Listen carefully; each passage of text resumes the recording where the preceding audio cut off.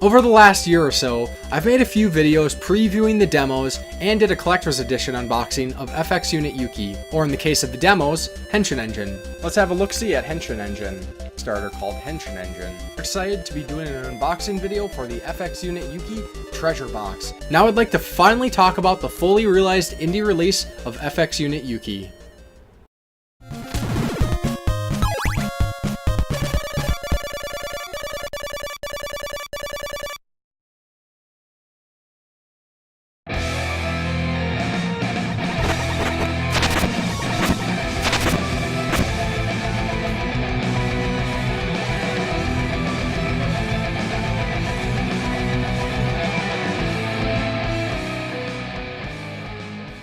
Church here, and welcome to the Game Grinder.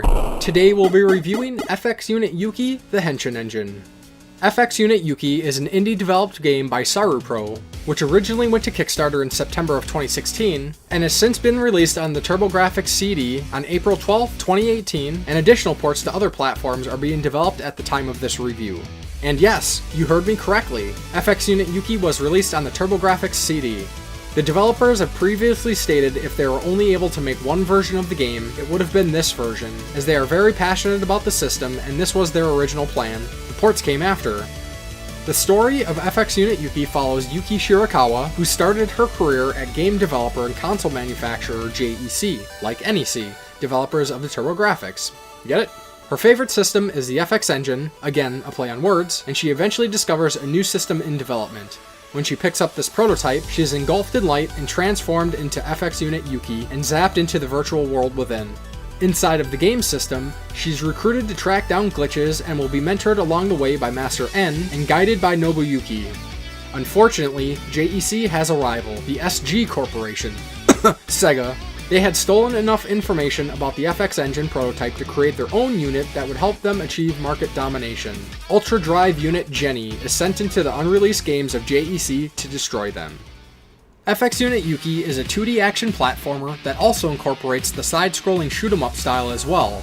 Being developed for a retro console many years after its prime adds to some enhancements through deeper understandings of the systems and the programming for it, as well as the added meta-narrative, or outside perspective, to its story, but in the end would have fit perfectly with the original lineup of releases for the system, and I think this game would have stood out amongst many of its counterparts.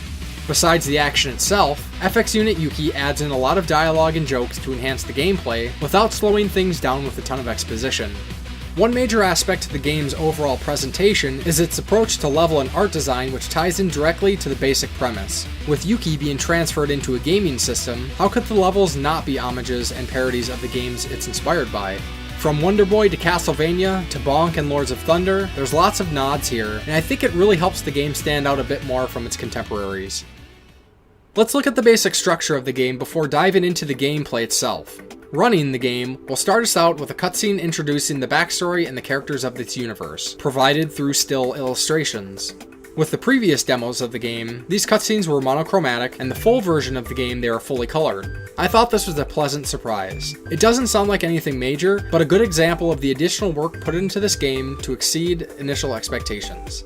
Between each of the 6 stages of the game, as well as the intro tutorial stage and the final boss stage, will be treated to additional scenes that help progress the story, as well as adding in more characterization to the cast and expanding the game's universe. These were not present during the original demos, so again, it's really cool to essentially get more than what was shown before. Let's check out the gameplay then. As the standard platformer stages go, making our way through the levels consists of defeating various enemies along the way, avoiding pits and hazards, and defeating the boss at the end and sometimes a mid-boss during the level. Yuki's abilities consist of a basic jump, a slashing attack, an upward strike, and a crouching punch. While progressing through the game, we'll eventually unlock a charge shot, a slide move, and a double jump as well. There's also the robotic helper Shiro that may sometimes arrive to assist us, but can also be found as a power-up during certain stages. Shiro can provide extra firepower as well as acting as a defensive shield, damaging enemies that might come into contact with it.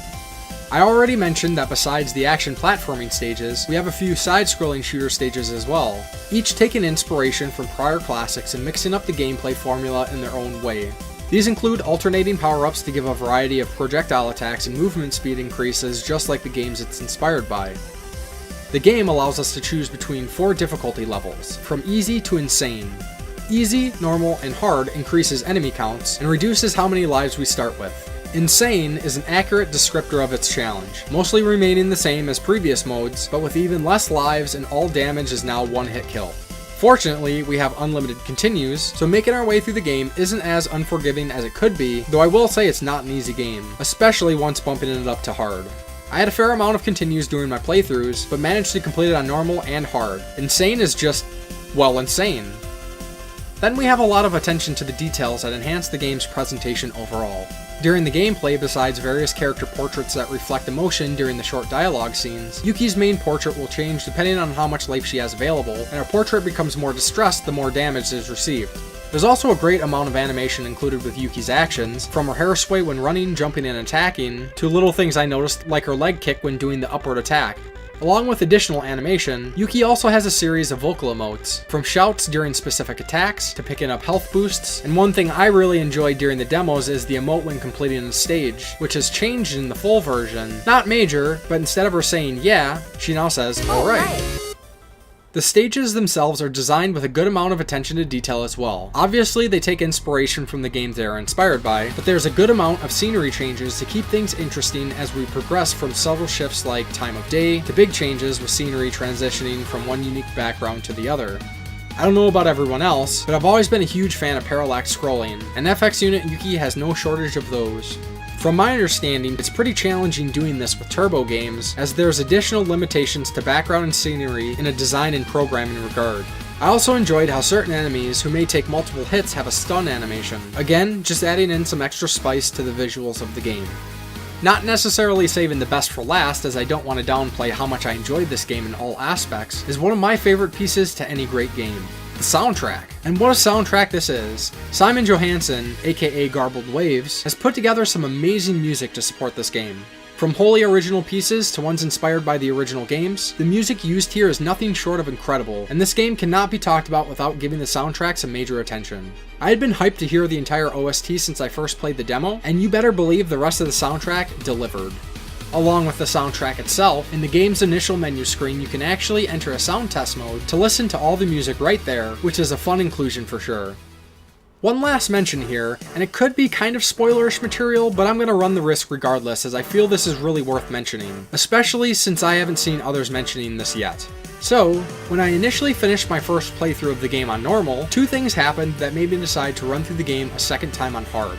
First was I noticed within the credits there was credits for an additional voice actor for the character Valia, and after the credits were over there was a game over message, but with the stage complete tune instead of the standard. The extra voice actor credit really made me wonder if there was more to this game than I had seen, and the game over message made me think that perhaps the higher difficulty was the proper playthrough, as many retro games have done this in the past. Sure enough, after playing through the game a second time on hard, after completion I was rewarded with a bonus screen announcing the unlock of a second character mode for Valia. Valia's mode is more than just a color palette swap. Her attacks are reverse of Yuki's, with the charge shot being her primary and the energy slash being her secondary. This made for an interesting change, as some of the enemies and bosses aren't affected by the charge shot, so it added a unique approach to the combat through her mode. What I thought was really cool though, despite the other NPC's dialogue being the same, she responds differently than Yuki did that adds some more humor to the game, and I think this is leading into something interesting in the future, but we'll have to wait and see. For me, FX Unit Yuki was a lot of fun. There's many choices made with its design, its humor, its gameplay, and its music that speak directly to the sorts of things that I look for in a game. Being an ambitious, multimedia retro project, created under the restrictions of the retro hardware that its initial release is intended for, makes it something special. Perhaps not out of the ordinary for a project of this kind, but nonetheless, it's something I would encourage everybody to try for themselves. Thanks for watching my review of FX Unit Yuki. What were your thoughts on the game? Let me know in the comments below. If you liked what you've seen or heard, please give the video a like, a share, and subscribe to see future videos. I'm on Facebook, Twitter, Instagram, and I post a lot of other great game-related content there, and of course, links will be in the description. Until next time on the Game Grinder.